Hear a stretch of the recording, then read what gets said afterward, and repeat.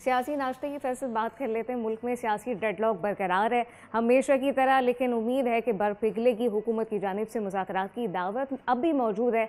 PTI बज़िद है कि जी नहीं इनकार और मुज़ाहमत, लेकिन हर हुकूमती वज़रा का मौक़िफ़ मज़ीद सख्त होता जा रहा है। वज़ीर दिफ़ा और ख़ाजा आसिफ ने बानी पीटीआई को असूल परस्त नहीं बल्कि मफाद परस्त करार दिया है। मफाद परस्त तो करार दे दिया गया है, लेकिन हुकूमत का ये भी कहना है मुज़ाकरात हमेशा कुछ लो और कुछ दो की बुनियाद पर ही होते हैं, शराइत के साथ नहीं होते। दूसरी तरफ गवर्नर सिंध कामरान टिशोरी ने तरक्की की राह में रुकावट बनने वालों से बातचीत को ही गैर ज़रूरी करार दे दिया है और खैबर पख्तूनख्वा से एक मुख्तलिफ पैगाम सामने आ रहा है। वज़ीर आला सुहेल आफरीदी ने मुज़ाकरात के बजाय स्ट्रीट मूवमेंट की तैयारी का ऐलान करते हुए आइनी हक़ एहतजाज पर जोर दे दिया है। दिलचस्प बात यह कि तहरीक तहफ़्फ़ुज़ आइन पाकिस्तान ने इसी माहौल में मुज़ाकरात के लिए लचक दिखाते हुए हुकूमत को मस्बत जवाब भी दे दिया है। अब सियासी मंजरनामे में यूँ मुज़ाकरात, मज़ामत, अदालती मामलात एक साथ आगे बढ़ रहे हैं। सवाल यह है कि क्या हुकूमत सिर्फ अपनी शराइत पर बातचीत चाहती है या फिर पीटीआई वाकई मुज़ाकरात से बाहर रहकर सियासी दबाव बढ़ाना चाहती है? इस सब पे ज़रा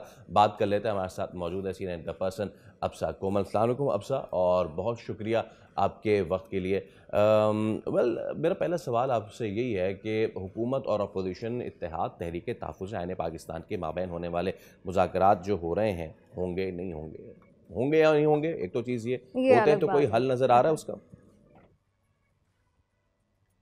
जी, बहुत शुक्रिया। देखिए, ये जो अब आप रीसेंट डेवलपमेंट्स हुई हैं, प्राइम मिनिस्टर साहब की तरफ से एक बार फिर दोहराना अपनी मुज़ाकरात की दावत को, लेकिन उन्होंने मशरूत अंदाज में बात की है। उन्होंने कहा कि मुज़ाकरात की आड़ में कोई ब्लैकमेलिंग नहीं होने दी जाएगी। पीटीआई जो अभी एक दिन पहले तक इस बात को तस्लीम नहीं कर रही थी, इसकी ओनरशिप नहीं ले रही थी कि वो भी मुज़ाकरात चाहते हैं, लेकिन इस मामले को वो तहरीक तहफ़्फ़ुज़ आइन पाकिस्तान के प्लेटफॉर्म से महमूद अचकज़ई साहब के ज़रिए करना चाह रहे थे। एक दोहरी पॉलिसी हमें नज़र आ रही थी, क्योंकि ये जो तहरीक है, तहरीक तहफ़्फ़ुज़ आइन पाकिस्तान, ये भी पीटीआई के मसाइल के ऊपर ही बुनियादी तौर पे बनाई गई है, जिसमें दीगर अपोजिशन की जमातें भी शामिल हुई और अचकज़ई साहब इसको लीड कर रहे हैं और इमरान खान साहब की तरफ से उनको ये मैंडेट दिया गया है। जब उनके प्लेटफॉर्म से एक मुख्तलिफ बात हो, पीटीआई के प्लेटफॉर्म से एक मुख्तलिफ बात हो, इमरान खान साहब की बहनें कोई और बात करें, तो उस वक्त हमें बहुत कन्फ्यूजन नज़र आ रही थी। अब ऐसा नज़र आता है कि कुछ ऐसा ज़रूर हुआ कि इसके बाद सब ने कम अज़ कम एक बयान देना शुरू किया है और ये जो कोशिश है मुज़ाकरात की अपोजिशन के इस इत्तेहाद की तरफ से, उसको इंडोर्स किया जा रहा है। तो हमें कुछ इशारे मिलते हैं कि अगर मुज़ाकरात कोई बहुत ही सैर हासिल मुज़ाकरात, या जिसको हम कहते हैं कि कामयाब हो जाएँ वो मुज़ाकरात, ये प्रेडिक्ट करना तो अभी इतना आसान नहीं होगा। लेकिन ये ज़रूर कहा जा सकता है कि किसी न किसी पॉइंट के ऊपर हमें कोई ना कोई अपोजिशन और हुकूमत के दरमियान मीटिंग होती हुई नज़र आएगी। जब अचकज़ई साहब उसको लीड कर रहे हों और अपोजिशन के वो रहनुमा जैसा कि अख्तर मैंगल साहब हैं, मुस्तफ़ा नवाज़ खोखर साहब अपनी इनफरादी हैसियत में इस सिलसिले के अंदर शामिल हैं, इनका एक रिस्पेक्ट का रिलेशन है हुकूमती इत्तेहादी पार्टीज़ के साथ भी। अगर ये आमने सामने बैठते हैं तो हमें नज़र आता है कि कुछ ना कुछ ऐसी बात ज़रूर होगी जिसमें कुछ टाइम भी एक तो मिल जाएगा, और पीटीआई ने जो ऐलान किया हुआ था कि वो सड़कों का रास्ता इख्तियार करेंगे, मुज़ाहमत करेंगे, मेरे ख़्याल से उसमें भी एक उस हवाले से भी एक ब्रेक आएगा और कुछ मुज़ाकरात की तरफ फोकस जाएगा। तो इसी हद तक अभी बात है, इससे ज़्यादा कुछ प्रेडिक्ट करना मेरे ख़्याल से अभी इस वक्त मुमकिन नहीं है।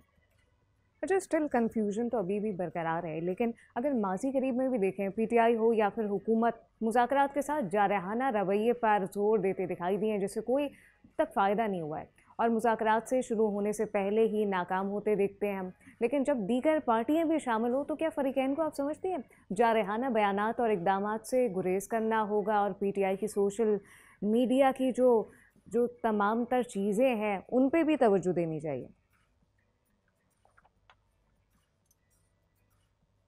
जी, पहले भी हमने ये देखा, गैर संजीदगी भी नज़र आती है और मुज़ाकरात के हवाले से एक कॉमन ग्राउंड होना चाहिए दोनों फ़रीक़ैन के दरमियान।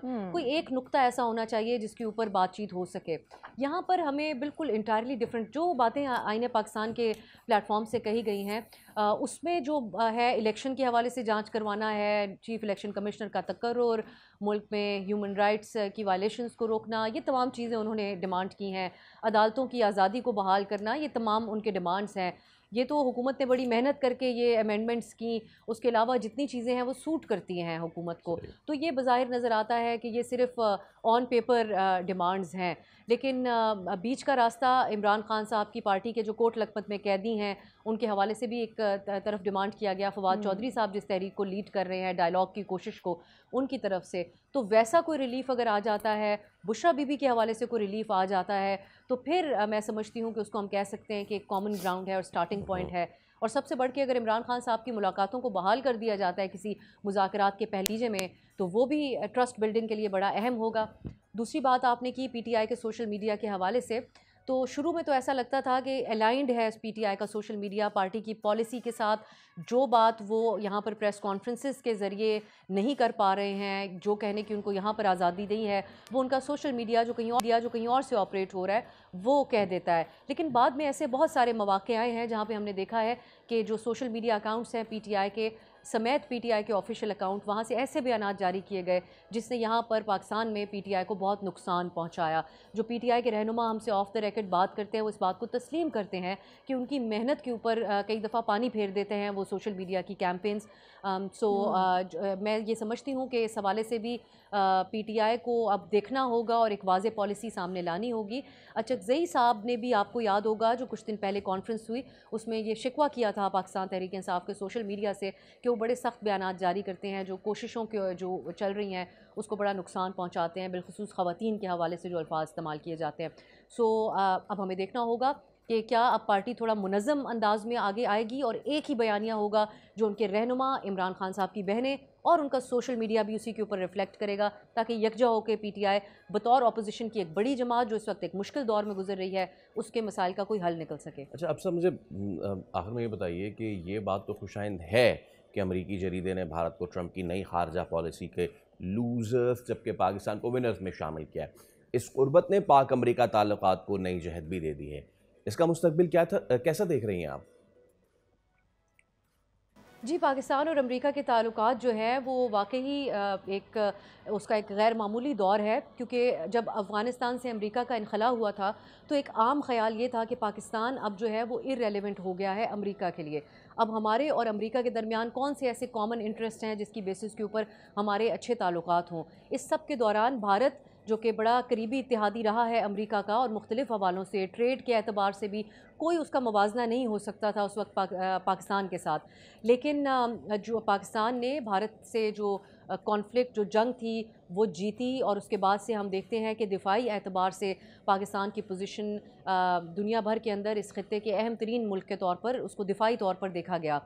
फिर इसके बाद जो है पाकिस्तान और अमेरिका के दरमियान जो इंसदादे दहशतगर्दी ताउन है वो बहुत पहले से चलता आ रहा है। लेकिन अगेन अफ़गानिस्तान से इनखला के बाद ऐसा नज़र आता था कि अब इसकी अमेरिका को ज़रूरत नहीं है, तो फिर शायद हमें अब ताल्लुकात में दूरी नज़र आएगी।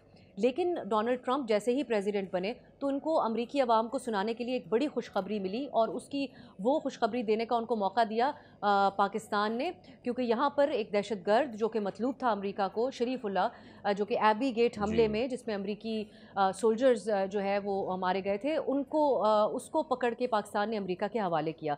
तो डोनाल्ड ट्रंप का उसी दिन से पाकिस्तान के हवाले से हमें नज़र आता है कि तवज्जो जो है वो पाकिस्तान की तरफ हो चुकी थी। लेकिन उसके बाद जो अहम तरीन डेवलपमेंट्स थी वो ये थी कि पाकिस्तानी वज़ीर आज़म की और फील्ड मार्शल की उनसे मुतअद्दिद मुलाकातें हुई। अब इक़्तिसादी तौर पर भी बातें हो रही हैं, लेकिन उसको हमें देखना होगा कि इकनॉमिकली पाकिस्तान के अमरीका के ताल्लुकात का क्या नतीजा निकलता है। ये अभी तक तो इस हवाले से कोई डेवलपमेंट नहीं है, लेकिन इस एतबार से ज़रूर है कि डोनाल्ड ट्रंप बारहा पाकिस्तान की इंटरनेशनल फोरम्स के ऊपर पाकिस्तान की दिफाई सलाहियत के एतबार से पाकिस्तान की सिविल और अस्करी क़यादत की तारीफ़ कर चुके हैं। वो बैनुल-अक़वामी जरीदे हैं, इनके अंदर लिखे गए आर्टिकल्स की ये अहमियत है कि इनको दुनिया भर में पढ़ा जाता है, फ़ॉरेन रिलेशंस के एतबार से ये क्रेडिबल समझे जाते हैं। तो इसमें पाकिस्तान का इस अंदाज़ में ज़िक्र होना ये एक बहुत ही मुस्बत पेशरफ्त है। ऑब्वियसली अब साहब with the passage of time जो सिचुएशन है वो सॉर्ट भी होगी और वाज़ेह भी होगी। सीना इनका पर्सन अब साहब कोमल हमारे साथ मौजूद। अब साहब का बहुत शुक्रिया। सब्सक्राइब करें और बेल दबाएं ताकि कोई खबर रह न जाए।